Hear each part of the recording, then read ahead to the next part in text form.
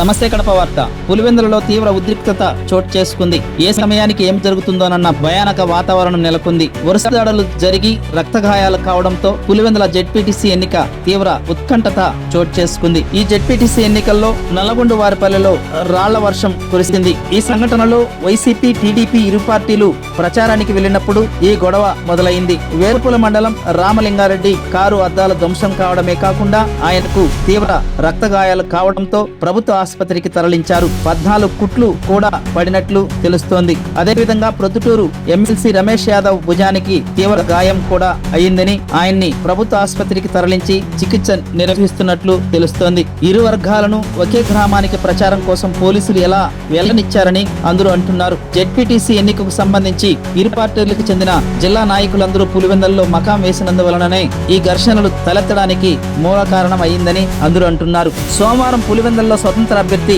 అంకిరెడ్డి సురేష్ రెడ్డిపై కొంతమంది దాడికి పాల్పడ్డారు. ఈ దాడికి సంబంధించి మీరు చేశారంటే కాదు, మీరే చేశారని వైసీపీ, టీడీపీ పార్టీలు ఒకరిపై ఒకరు దుమ్మెత్తి పోసుకుంటున్నారు.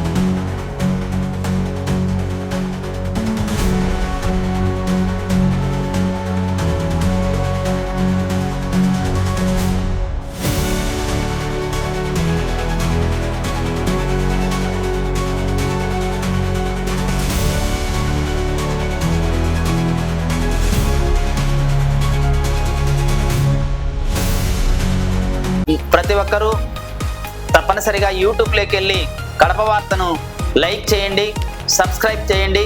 ఇట్లు మీ జి రమణయ్య, ఎడిటర్, కడప వార్త.